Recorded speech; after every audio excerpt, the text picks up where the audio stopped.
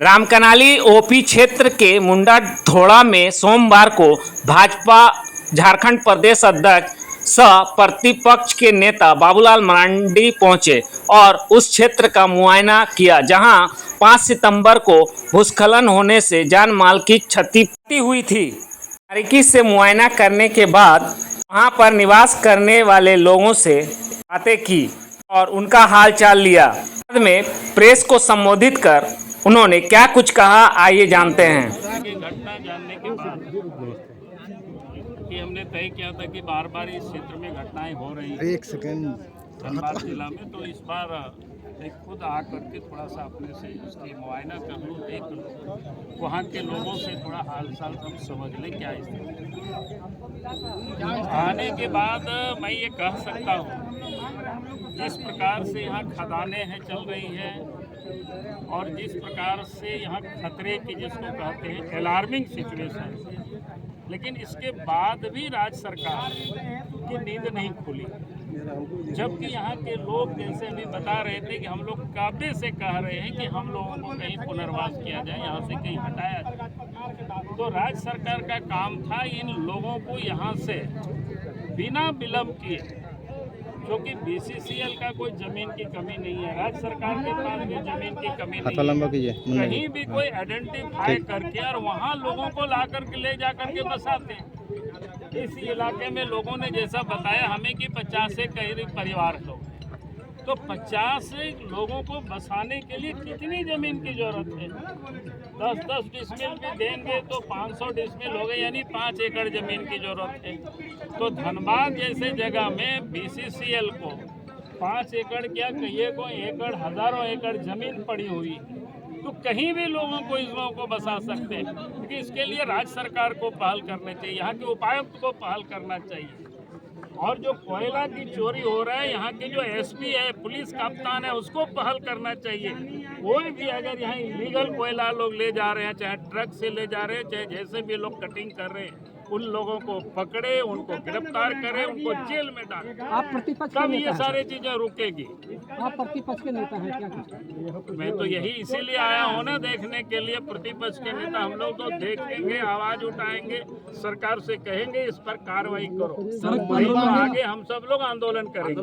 मलबा ही मलबा देख रहे हैं दहशत में, अब आगे क्या क्या कार्रवाई करेंगे? क्या आंदोलन? हम कार्रवाई नहीं करेंगे, सरकार कार्रवाई करेगी। सरकार को बाध्य करेंगे कार्रवाई करने के लिए। जो गलत कर रहा है उसकी कार्रवाई करें, जो लोग डरे सहमे हुए हैं, कठिनाई जीवन जी रहे हैं, उन लोगों को सरकार पुनर्वासित करे। सर, विधानसभा में मामले को उठाएंगे क्या? विधानसभा में भी मामले उठेगा, लेकिन विधानसभा अभी बहुत दूर है। कब नवंबर में या दिसंबर में विधानसभा होगा, उस समय तक के इंतजार नहीं करेंगे। और विधानसभा में तो बाद में, अभी तो सड़क में विषय को उठाएंगे, और इसलिए मैं यहाँ आया। सरकार की कार्यशैली को किस तरह से देखते हैं? देखिए, केंद्र की तो राज्य सरकार को लेना है उससे मदद। हम कह रहे हैं कि लोगों को पुनर्वास करना ही राज्य सरकार का काम होता है, केंद्र सरकार का काम नहीं होता है। और जैसे मैंने कहा कि ये जो सब्सिडरी है, बीसीसीएल की जमीन यहाँ पर है, डीसी अगर उन लोगों से बात करे कि भाई हमको यहाँ पर आप 10 एकड़ जमीन दीजिए, इन लोगों को बसाएंगे, अगर उस समय बीसीसीएल नहीं देगा तो हम जिला प्रशासन को साथ दे करके उसको कब्जा करवा देंगे। ऐसा कैसे हो सकता है? इसीलिए मैं कह रहा हूँ, ये सब काम होता है, राज्य सरकार का काम होता है। कोयला की चोरी हो रहा है, जिस दिन एसपी चाहेंगे उसी दिन कोयला की चोरी रुक जाएगी। सर, एक अंतिम सवाल है सर।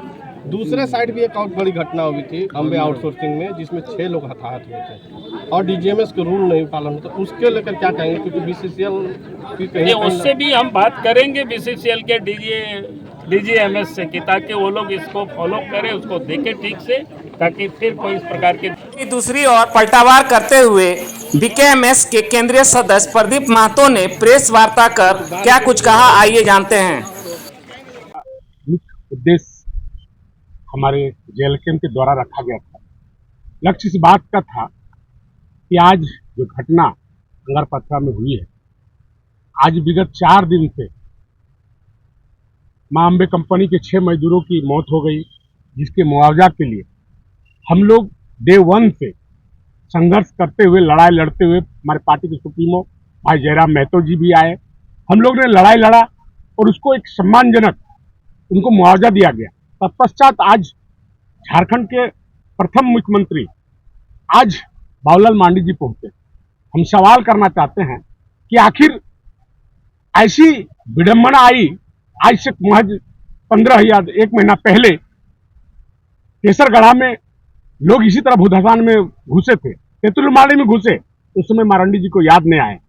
हम आदरणीय पूर्व मुख्यमंत्री साहब से कहना चाहते हैं कि आखिर यहाँ जो आए तो किस कारण से आए थे, क्या कहने आए थे, आखिर यहाँ भूधसान हो कैसे रही है और इलीगल माइनिंग के सरदार कौन है।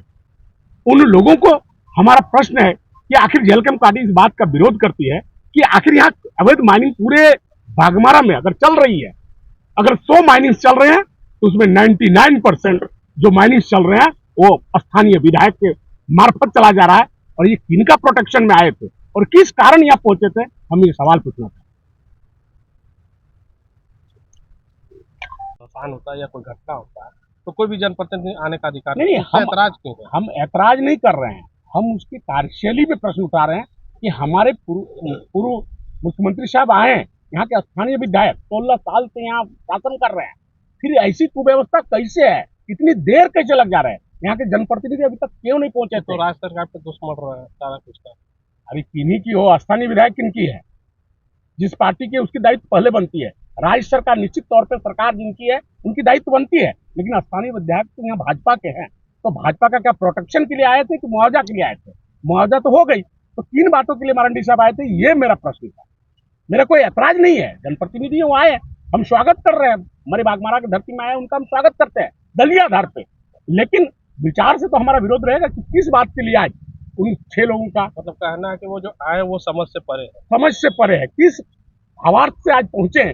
मुआवजा सब लोगों को मिल गया, भूधसान की जो थी सारा रेस्क्यू हो गया, अब तदुपरांत आना और दौरा करना, क्या ये राजनीतिक दौरा था या फिर किसी दूसरे तरह का पैकेज का दौरा था, ये मुझे समझ से परे आ रहा है। उनका कहना है कि यहाँ पे जो भूधसान प्रभावित लोग हैं उनको यहाँ से विस्थापित किया जाए, इसको लेकर सरकार से निश्चित तौर पे भूधसान की जो विस्थापित करना है तो 16 साल से हमारे वर्तमान विधायक थे, क्या इन बातों को क्या डे 1 पे ही भूधसान हो गई?